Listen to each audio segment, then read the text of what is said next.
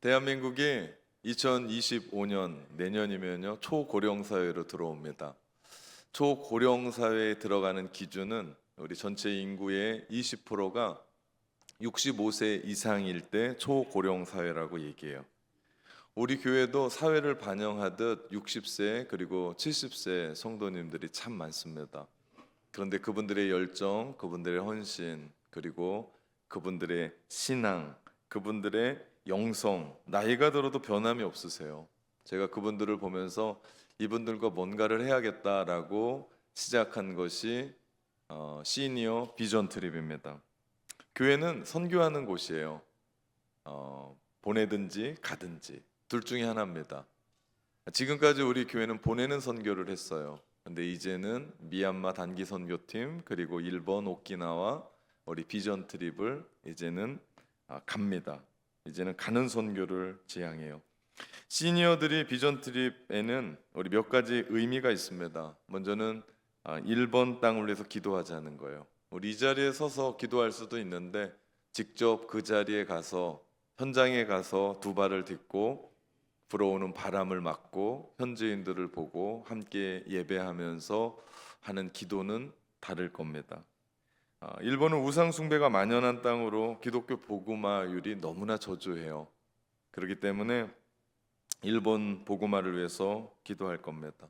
또한 일본은 우리 한국과 과거의 역사적인 관계가 별로 좋지가 않습니다. 그러다 보니까 일본에 대한 선입견이 우리 가운데 있어요.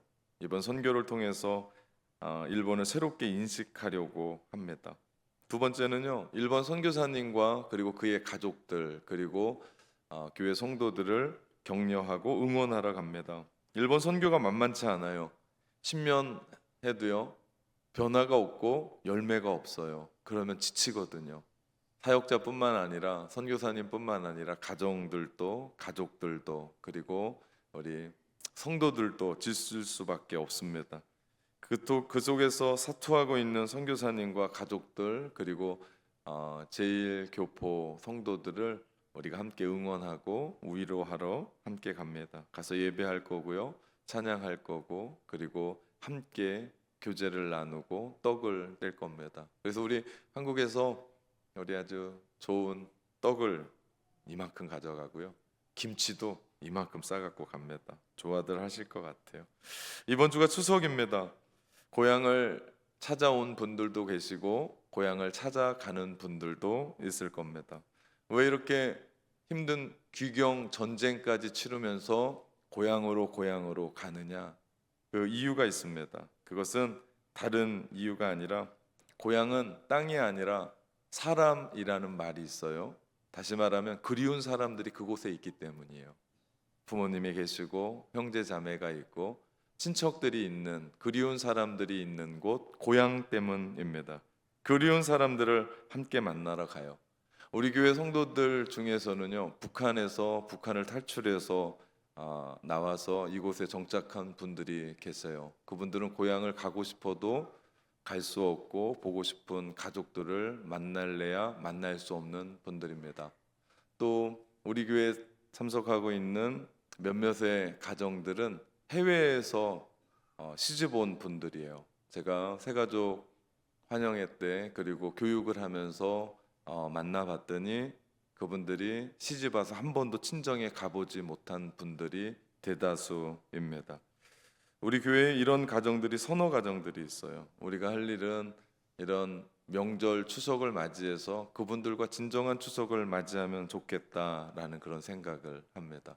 제가 한국에 들어온 지가 얼마 안 돼서 아직 명절의 분위기를 잘 몰라요. 근데 우리 성도님들이 저한테 너무 잘해주세요. 제가 그분들의 마음을 압니다. 그리고 고맙습니다. 이제 다음 명절부터는요, 저한테는 그렇게 안 하셔도 돼요. 제가 섭섭하거나 제가 오해하거나 제가 삐지거나 그럴 일은 없습니다. 전 그런 인간이 아니에요. 대신에 다음 명절 때부터는 고향 가고 싶어도 못 가는 분들, 여건이 안 돼서 찾아갈 수 없는 분들, 그분들 챙겨주시고 그분들 손 붙잡아 주시면 더 큰 의미 있는 명절을 맞게 될 거라고 생각합니다. 우리 이번 시니어들 비전 트립 일본에 가서 그런 역할을 감당할 거예요. 예, 그들과 함께 웃으며 예배하고 그분들과 함께 우리 모두 할머니들이잖아요. 그분들이 가서 또 구수하게 또 고향의 얘기를 나누면 얼마나 좋을까라는 그런 생각 그리고 기대를 하게 됩니다. 세 번째 의미는요, 가장 큰 의미인데 우리 팀이 20명이에요. 그래서 우리 선교가 끝나고 나면 우리가 선교도 준비했고 선교 가기도 하고 그리고 선교 끝난 후에 우리가 한 달에 한 번씩 개인별로 5만 원씩 모아서 20명이니까 100만 원이 되거든요. 그래서 우리 교단 선교사님을 3년 밀기로 했습니다. 일후원이에요, 일후원. 예. 지금까지 우리 교회가 선교사님 해외 선교를 많이 하긴 했어요. 근데 선교사님을 파송한 적이 없고 특별히 일 후원하는 데는 많지가 않습니다. 근데 제가 그 할머니들과 함께 일 후원을 우리 교회 선교부와 협의해서 함께 하려고 하는 근사한 프로젝트를 가지고 있습니다. 그냥 일본 갔다 돌아오겠다 그게 아니고 함께 기도하겠다는 거예요. 선교사님 한 분이 일 후원 받고 선교 떠나면요 재정에 걱정하지 않고 선교에만 올인하거든요. 그래서 저희가 신임으로 쓰는 선교사님 밀자. 가서 문화도 배우고 언어도 배우고 참 어려울 텐데 그럼 선교 보고할 게 없어요. 우리 할머니 권사님들한테 뭘 보고하고 뭐 그럴 게 아니고 그분들 왜 기도한다면 초임이고 신입인 우리 선교사님이 얼마나 힘있게 그 일들을 감당할 수 있을까라는 생각을 합니다. 이번 시니어 비전 트립을 위해서 교회에서 함께 기도해 주셨고 교회 재정부에서 그리고 교회 선교부에서 밀어주셨어요. 그랬더니 한 청년이 무명으로 100만 원을 지원해 줬어요. 무명이에요. 그 할머니들이 비전 트립 한다니까 자기 마음 가운데 정말 섬기고 싶었던 것 같아요. 그리고 그 섬김의 마음으로 그걸 표현하고자 저한테 갖고 왔어요. 그래서 그 100만 원을 뭐 했을까 그러다가 우리 할머니들에게 알록달록한 옷을 제가 그걸로 맞춰드리고 우리 22일 날 오후 예배 때 우리 오키나와 일본 비전 트립 우리 파송 예배 할 거거든요. 그때 보시라 알록달록한 옷을 입고 그분들이 예배할 겁니다. 그리고 함께 기도할 겁니다. 나이 드신 분들과 함께 지내니까 재미나요. 선교팀 준비하면서 제가 이런 진기한 일들이 있을까? 네, 젊은 사람들 이끌어가면 척척척 아이들이 다 일을 하고 하거든요. 근데 진기한 풍경이 펼쳐져요. 제가 10번 얘기해도 10번 다 못 알아들을 때도 있고요. 되게 한참 웃습니다. 이 비전 트립이 행복할 것 같아요. 기도 열심히 해주셔야 돼요. 제 속 터지지 않고 돌아오도록. 네, 무사 귀환할 수 있도록. 네. 오늘 본문의 이야기는 초대교회의 다툼과 분쟁이 일어났는데 그것을 어떻게 해결하는 장면을 얘기합니다. 바울과 바나바가 1차 선교 여행을 마치고 성공했어요. 그리고 그것에 대해서 선교 보고를 하는 겁니다. 얼마나 감동적일까요?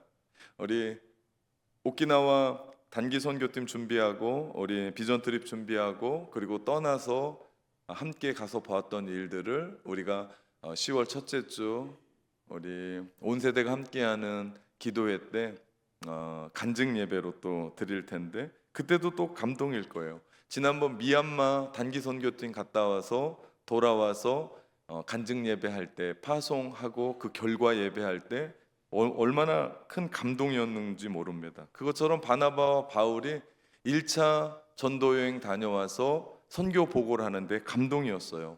1차 전도 여행 때에 큰 수확이 있다면 다른 것이 아니라 이방인을 향한 하나님의 구원의 계획을 확증했다는 거예요.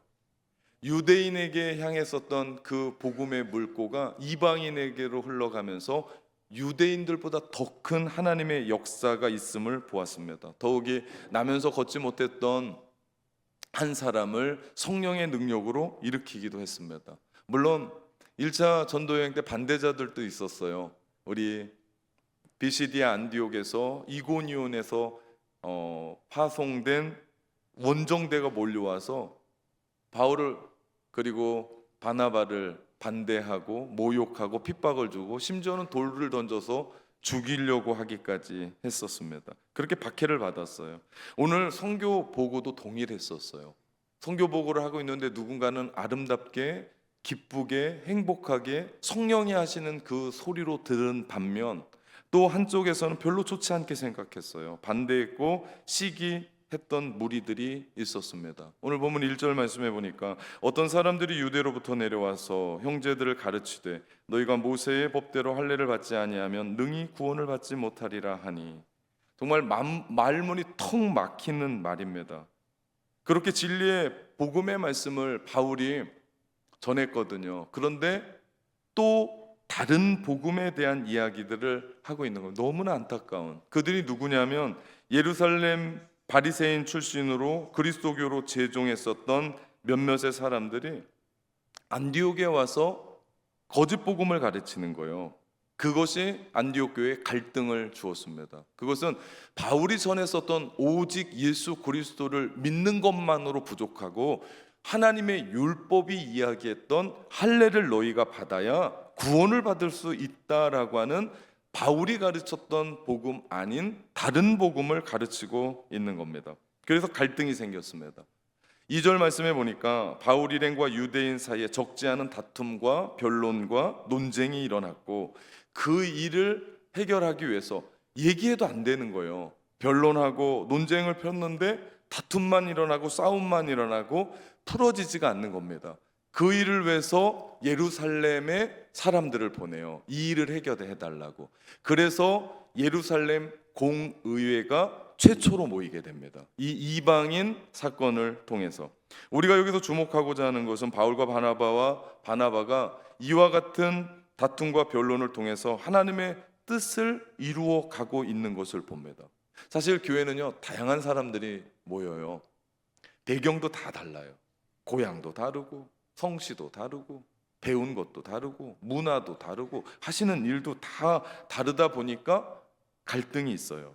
없을 수가 없어요. 또 하나, 본질적으로 보면 우리 모두는 다 죄된 본성을 가지고 있기 때문에 실수가 많고요, 어설프고요. 그러다 보니까 이것이 분란의 소지가 다분합니다. 이럴 때 우리는 어떻게 해야 되나? 교회에서 어떤 일을 할 때 모든 사람들은 다 자기가 하나님의 일을 하고 하나님의 뜻을 위해 일한다라고 얘기해요.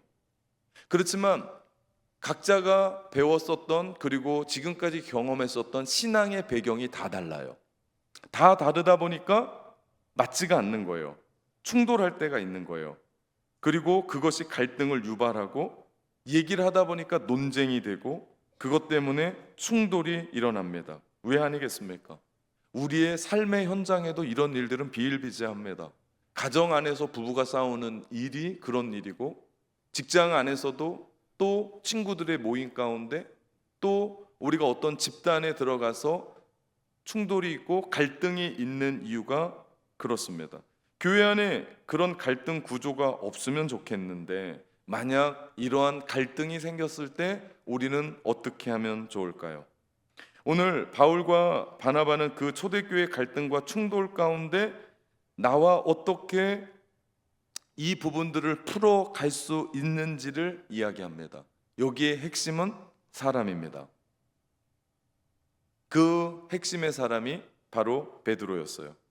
하나님은 교회의 갈등과 어려움 속에 있을 때 하나님의 사람을 들어 사용하셔서 그의 헌신, 그의 충성도, 그의 성령 충만 그 한 사람으로 말미암아 그 갈등을 잠재우는 것을 보게 돼요. 제가 한 교회에서 부교역자로 있었을 때 제가 한국에서 사역한 지가 얼마 없고요. 저의 모든 교회 그 사역은 이민교회입니다. 해외입니다. 그렇게 이해하시고 들으면 돼요. 그 이민교회의 그 교회 공동체의 회의 중에 가장 중요하다고 생각하는 재직회가 있었어요. 이 재직회는 우리로 말하면 직원회의예요. 집사 이상의 사람들이 모여서 어떠한 것을 의결합니다. 이민교회가 왜 이 회의가 중요하게 생각했는지는 잘 모릅니다. 여하튼 그 교회는 그 교회 목사님이 개척했던 교회예요. 그리고 그 목사님과 개청 멤버들이 함께 의기투합해서 교회를 기도하면서 세워갔단 말이에요. 그런데 3년여가 지난 후에 목사님과 개청 멤버들이 갈등이 생겼고, 그 개청 멤버들이 여러 사람의 수니까 그들이 담합을 해서 목사님을 내쫓기로 결정을 한 거예요. 그 회의가 바로 그날 있는 회의였습니다. 그래서 목사님이 쫓겨날 상황이 된 거예요. 그때 회의 중에 한 집사님이 손을 들더니 그런 얘기를 하는 거예요. 저는 이 신앙을 할아버지에게 배웠습니다. 우리 할아버지가 그런 말씀을 하셨습니다. 교회 목사님 쫓겨내고 잘된 인간은 하나도 못 봤다.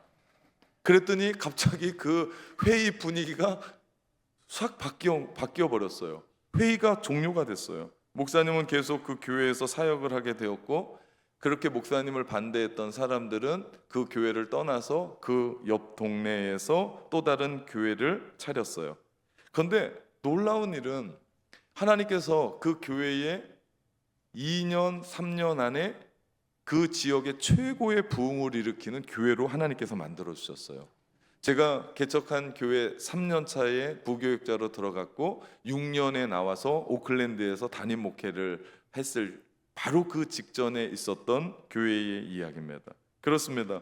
교회에 문제를 해결하기 위해서 하나님이 준비시켜 주신 한 사람이 있더라. 그 한 사람이 교회를 지키고 그 한 사람을 의해서 교회가 든든히 세워져 가는 것을 저는 보게 됩니다. 그러면서 제 마음 가운데 소원이 생겼어요.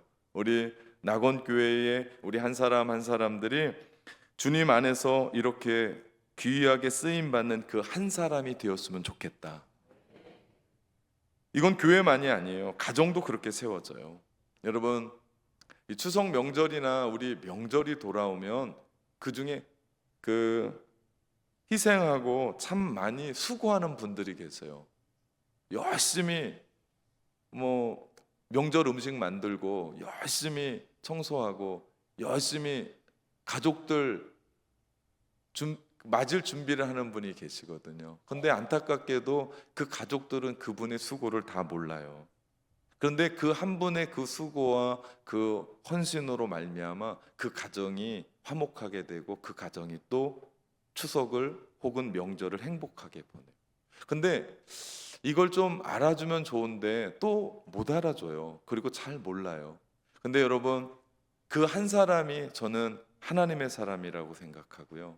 그 한 사람 때문에 그 가정이 바로 서게 된다면 저는 그 사람이 하나님이 주목하고 있는 한 사람. 다른 사람은 다 몰라요.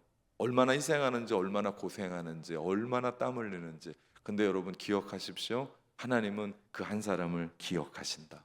그 한 사람을 아신다. 그렇기 때문에 저는 그런 소망이 있어요. 우리 낙원교회 성도들 한 분 한 분들이 모두가 다 예수 그리스도로 말미암아 구원받고 은혜 받은 사람들이잖아요. 그러면 내가 조금 더 희생하는 거예요. 내가 조금 어려워도 지금까지 해왔던 것처럼 이제는 나 못합니다.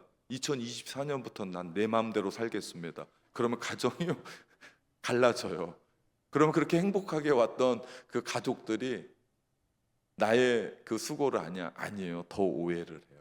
그러면 더 힘들어져요. 저는 여러분, 하나님이 아시고 하나님이 채워주실 거고 하나님이 그 한 사람을 통해서 가정을 이끌어 갔던 것처럼 우리 교회도 마찬가지예요. 하나님께서 우리 교회에 수고하고 있는 분들, 여러분 예배 다 끝나면 다 여러분 집에 가시잖아요. 그런데 그 쓰레기 봉투 들고 화장실 청소하고 교회 곳곳을 청소하시는 분들이 계세요.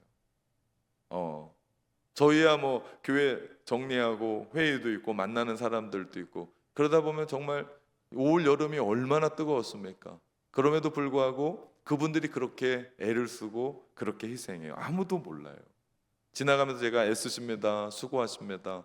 그렇지만 여러분, 그 모든 것 하나님이 아시고 하나님이 보응하시고 하나님께서 보답하시고, 여러분 그래서 교회가 세워져 가는 거예요. 다른 게 아닙니다. 예수 믿는 그 한 사람 한 사람, 교회 다니는 그 한 사람 한 사람, 예수님을 믿고 구원받은 그 한 사람 한 사람이 다르다라는 것이 여기에 있죠. 모든 일이 다 그렇듯 문제가 생기고 꼬였을 때 그 일을 바로 보고 찾아가는 한 사람. 예루살렘 회의에서 그 역할을 베드로가 감당해요. 그가 어른 중에 어른입니다. 여러분, 가정에서 그런 일들을 감당하잖아요. 이건 나이가 아니에요. 그 사람이 그 가정을 일으키는 어른입니다.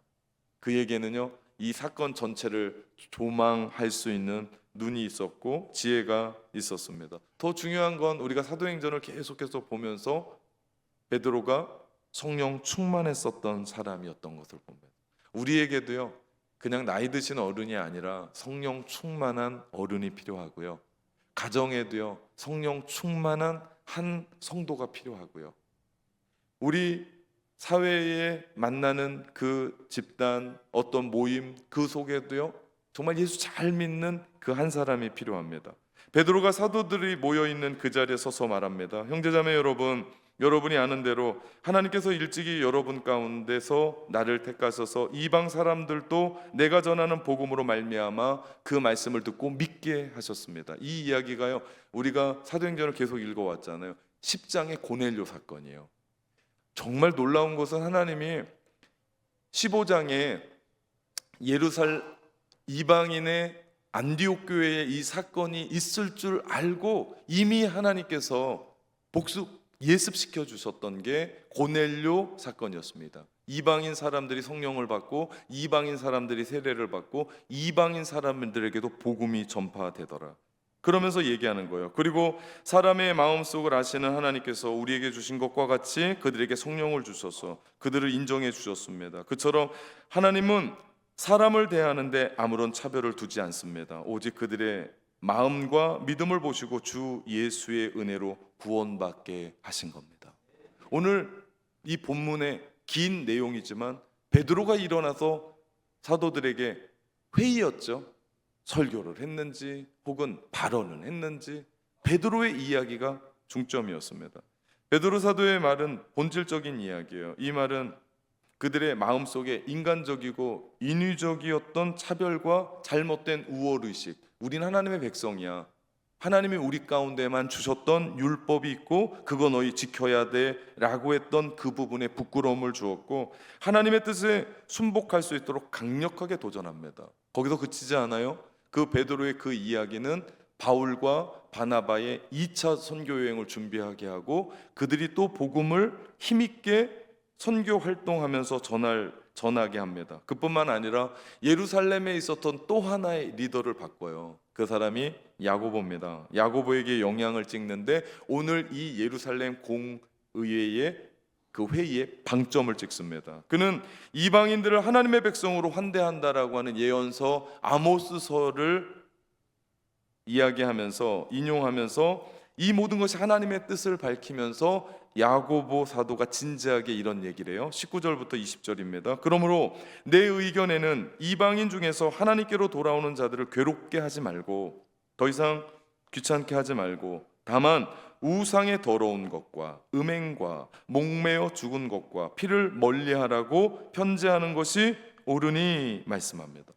결국 예루살렘 교회에서는 우리 안디옥 교회의 그 문제를 하나님의 뜻, 하나님의 옳은 일, 옳은 길을 결정합니다. 모든 것이 잘 되었어요. 자칫 잘못했으면요 교회가 분열의 위기를 맞이할 수 있는 예민한 문제였는데 그들이 성령의 간섭과 또한 지혜를 갖춘 어른들의 도움으로 위기를 벗어났고 여기서 그치지 않습니다. 복음이 땅끝까지 이르러 달려나가는 초석을 갖추게 돼요. 놀라운 회의예요. 적어도 이 예루살렘 회의를 통해서 두 가지는 분명합니다. 첫째, 하나님의 구원은 사람을 차별하지 않습니다. 예수 그리스도의 복음은요 가려서 받지 않아요. 누구든지, 중요한 것이 누구든지예요. 과거에 어떤 일을 했든지 지금 무슨 일을 하든지 아무런 상관없이 누구든지 예수를 주로 고백하는 곳곳마다 구원의 역사가 시작되는 줄 믿습니다. 누구든지 그리스도를 믿으면 우리가 하나님의 자녀가 되는 권세를 얻게 되죠. 이건 차별을 두지 않습니다. 그가 누구든지. 두 번째, 서로 다른 의견이 있어도 존중과 지혜 안에서 문제를 해결하면 더욱 견고한 신앙의 터전으로 설 수 있다. 우리는 서로 다른 의견이 있을 때, 우리 한국 사람들 특별히 그래요. 그 의견을 나누기가 어려워요. 왜냐하면 적이라고 생각해요. 틀렸다고 생각해요. 그리고 선을 그어요. 너랑 나랑은 이제는 원수야, 안 맞아, 이렇게 얘기하는데 이건 정말 잘못된 거예요. 우리 안에 가장 좋은 결정을 하기 위해서 의견을 나눌 수 있습니다. 서로 다른 의견을 나눌 수 있어요. 그리고 가장 좋은 일들을 이루어가는데 그 부분이 견고한 신앙의 터전을 만들게 되더라. 그것을 예루살렘 공유회에서 그들이 발견한 거예요. 우리도요, 이렇게 빌립보서의 말씀처럼 예수님의 마음을 품고 남을 나보다 낮게 여기고 더 좋게 여기고 그의 의견이 나와 다를지라도 존중해주고 이해해주고 받아들이고, 그것이 뭘까라고. 틀린 게 아니거든요. 좀 다를 뿐이거든요. 그리고 그렇게 달라야 다양성이 있고 그렇게 달라야 아름다울 수 있는 거지, 우리 모두가 다 똑같다면 재미있겠습니까?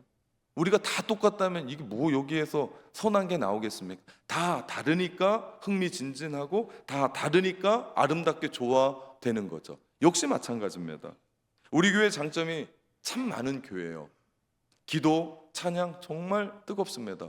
예배 열정적이에요. 젊은 세대들 우리 교회 많고요. 어른 세대들의 헌신도는요, 다른 교회보다 더 큽니다. 그 중에 우리 교회 장점 중에 하나가요, 장로님들이 모인 당회입니다. 저는 이 당회를 열린 당회라고 지칭합니다. 다른 교회들은 어떤지 모르겠지만 다른 교회의 당회는 밀실 정치예요. 닫힌 당회거든요. 성도들의 생각과는 전혀 상관없는 방향으로 교회의 일들이 결정되는 경우가 많습니다. 왜? 그들의 마음을 읽지 못하기 때문입니다. 그런데 우리 교회 당회의 특징은요, 당회실이 없어요. 그러다 보니까 뭐 앉아 있을 시간도 없고요. 우리 교회의 구조상, 사역 구조상 모든 분들이 각자 맡은 자리에서 성도들과 함께 어깨동무하면서 사역의 현장에 들어가 있고, 그러다 보니까 현장의 소리를 듣게 되고 교회의 어떤 일을 결정할 때 우리가 열린 이야기들로 함께 합니다. 또 다른 하나의 특징은요, 다툼이 없어요. 전통이라고 들었습니다. 원로 목사님에서부터 시작해서 당회가 화합이 잘 되고 함께 지혜롭게 문제를 해결해 가는데 별 소리가 없습니다. 제가 온 지 얼마 안 되잖아요. 우리 당회에서 소리가 흐트러졌으면 전 못 옵니다. 올 수가 없어요. 결의가 안 돼서 못 오는 게 아니라 시간도 그렇지만 우리 당회 안에서 그 한 목소리를 내서 제가 올 수 있었고, 한 목소리를 내서 지금 비전센터가 지워지는 거고, 한 목소리를 내서 우리 교회가 아름답게 부흥하고 성장하는 거예요. 우리 당회에 들어가면요, 제 목소리만 커요. 다른 분들은 의견을 존중하고 지혜롭게 문제를 해결해 나갑니다. 제가 말만 적게 하면요, 우리 당회는 일찍 끝나요. 경건회하고 그냥 끝날 수 있어요. 근데 교회에 와서 제가 보니까 개진할 것도 많고 우리 장로님들 부탁을 할 것도 많고 바꿀 것도 많고, 그래서 얘기하다 보니까 길어지는 거지 우리 절대 길지 않습니다. 이제 좀 지나면 제가 말이 없을 거예요. 그러면 우리 교회 당회는요, 아멘 하고 끝날 겁니다. 우리 교회 당회가 이렇게 안정적 이유가 있어요. 제가 보니까 교회를 정말 사랑해요. 하나님을 정말 사랑하고 교회를 아끼는 분들이 장로님들이 되셨어요. 그러니까 교회가 부흥하고 성장합니다. 좋은 소문을 내는 일조를 합니다. 아니, 일조가 아니라 전부입니다. 왜냐하면 리더십에서 갈등이 생기잖아요. 그러면 교회는 부흥할 수가 없습니다. 사람들이 올 수가 없어요. 제가 한국 교회에 들어오면서 가장 걱정했던 것이 나와 장로님들이 맞을까? 그 부분으로 기도를 얼마나 많이 했는지 몰라요. 우리 교회를 놓고 기도한 건 아니에요. 혹시나 하나님이 나를 20년 동안도 안 불렀는데 혹시나 부르면 그 부름 안에서 장로님들과 잘 맞춰 가야 되고 하나님의 일들을 이루어 가야 되는데, 그러지 못하면 아무것도 할 수 없거든요. 사실 제가 목포가 처음이잖아요.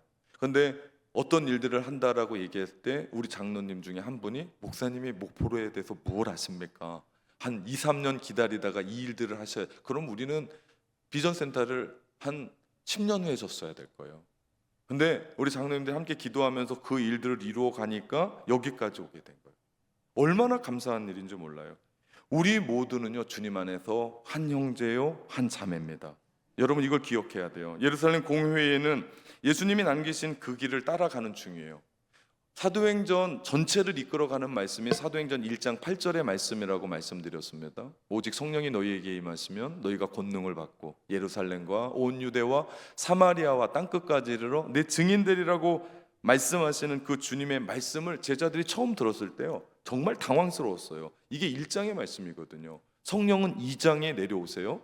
그리고 지금 우리 15장까지 달려오면서 그들이 성령의 역사라는 걸 깨닫게 되고, 예루살렘과 온 유대와 사마리아와 땅끝은 장소의 개념이 아니라 하나님의 통치의 확장이라는 걸 그들이 깨닫는 거예요. 하나님의 다스리심. 그렇기 때문에 여러분이 있는 그 자리가 땅끝이고요, 그곳에서 여러분은 하나님의 나라의 현장을 만들어내야 되고, 주님 다스리심, 하나님의 말씀과 하나님의 식이 통하고 하나님의 통치를 받으며 살아가는 그곳이 하나님의 나라의 현장이고, 그곳이 여러분의 땅끝이라는 거죠. 그것을 확장시켜 나가는 겁니다. 그것을 사도행전을 읽어가면서 우리는 발견하게 됩니다. 예루살렘 회의의 결정은 유대 그리스도인과 이방인 그리스도인들이 다르지 않다. 그들은 하나다. 우리는 한 형제요 한 자매고, 또 하나 확증합니다. 예수 그리스도의 피 묻은 복음만이 우리를 구원하는 핵심입니다. 이것을 확진하게 돼요. 그러니 그 다음에 선교가 어떻겠어요? 일사천리로 풀립니다. 물론 반대자들이 더 있었어요. 많은 우여곡절을 겪습니다. 그러나 신학적인 부분, 복음에 대한 부분에서는 그들이 흔들리지 않았다라는 거죠. 그러면서 안디옥 교회가 일상으로 돌아갑니다. 바나바와 바울은 주님의 말씀을 가르치기를 전파하고 또 다른 선교 여행을 준비합니다. 그리스도 안에서 모든 차별을 넘어서 보편적인 복음의 진리가 점점점 세상을 향하여 탄력을 받고 전해지기를 시작합니다. 성령님이 하시는 일은 언제나 늘 그렇지만 놀랍고 멋지고 근사합니다. 우리도 성령 안에서 이런 은혜를 맛보아야 될 줄 믿습니다. 우리에게도요, 베드로와 같은 그 한 사람이 필요합니다. 교회뿐만 아니에요. 가정 안에도 베드로와 같은 그 한 사람, 야고보와 같은 이 시대를 읽는 하나님의 영적인 어른이 필요합니다. 이건 나이가 아니에요. 시대를 꿰뚫을 수 있고 이 시대가 어떤 시대인지를 보고 우리의 것들을 과감히 내려놓고 하나님의 것들을 장착할 수 있는 그런 어른이 필요합니다. 하나님은 이 시대에 한 사람을 들어주셔서 교회의 갈등과 논쟁을 잠재울 뿐만 아니라 하나님의 비전을 가지고 달려나갈 수 있는 그 한 사람을 교회의 리더로 세우시고 결국 그들로 말미암아 하나님의 나라를 확장시키는 줄 믿습니다. 저는 그렇게 쓰임받는 사람들이 여러분이시기를 주님의 이름으로 축원합니다. 그 한 사람이 영적으로 깨어난 사람이고, 그 한 사람이 하나님을 기쁘시게 하는 사람이고, 그 한 사람이 성령 충만함으로 말미암아 전체적인 안목으로 모든 것을 꿰 수 있는 한 사람, 그리고 하나님의 계획 안에 들어가 있는 그 한 사람, 그 한 사람이 여러분이시기를 주님의 이름으로 축원합니다. 사랑하는 성도 여러분, 담대하게